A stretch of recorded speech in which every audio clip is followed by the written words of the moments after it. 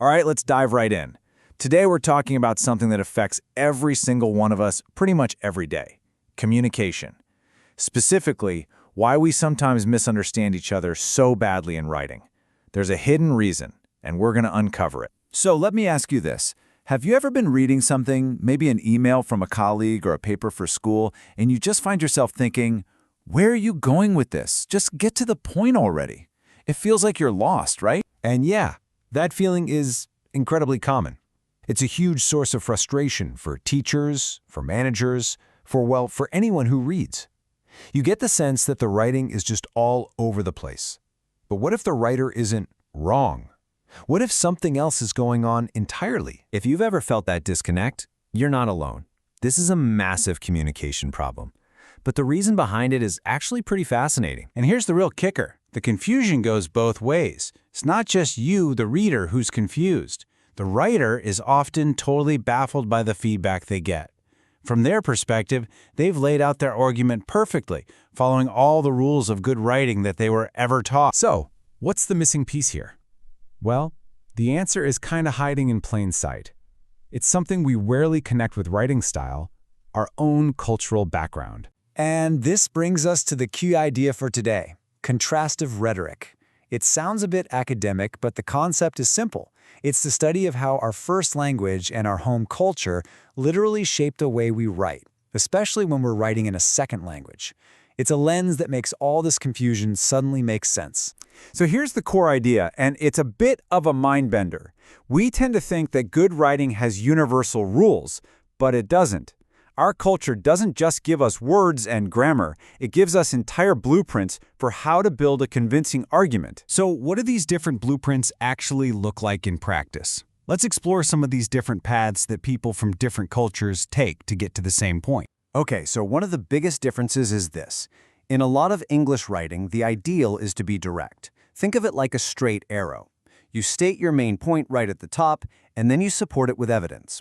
But in many other traditions, the style is more indirect, kind of like a spiral. You start with broader context, you circle the topic, and you build up to the main point, which might only be revealed right at the end. And the differences go way deeper than just that. We're talking about things like sentence length. Some cultures value these long, flowing, complex sentences, while others prefer short, direct ones. It even affects how you build a paragraph or what the right mix of facts and personal opinion is. And this all leads us to the most important takeaway of this whole explainer. It's a huge shift in perspective. We need to start seeing these variations as a matter of difference, not a matter of error. So that writer who seemed totally off topic, they weren't being lazy or confusing on purpose. They were almost certainly and probably unconsciously using the exact writing style that is seen as clear, logical, and even elegant in their own culture. They're just using a familiar playbook in a new game with different rules. I absolutely love this idea. That thing we see as a writing error isn't a flaw, it's an echo. It's the ghost of a completely different and equally valid way of communicating. It's a peek into a whole other world of logic and persuasion. So this is all interesting stuff, but why does it actually matter in the real world? How does knowing this help us day to day? Well, the impact is huge. For writers, especially people writing in a second language, this knowledge is a superpower. It lets them consciously adapt their style to who they're writing for. For teachers, it changes the job from being a simple proofreader who just circles errors to being a cultural guide.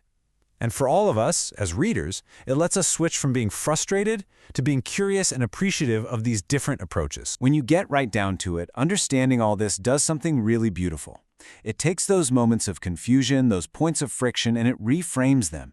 They stop being walls that block us and they become bridges, chances to actually connect with someone on a much, much deeper level. So I'll leave you with this final thought to chew on. We all say we want clarity in writing. But what if the very definition of what's clear isn't universal? What if, instead of one right way to be clear, there are dozens? Thinking about that might just change everything about how you read and write from now on. Thanks for tuning in.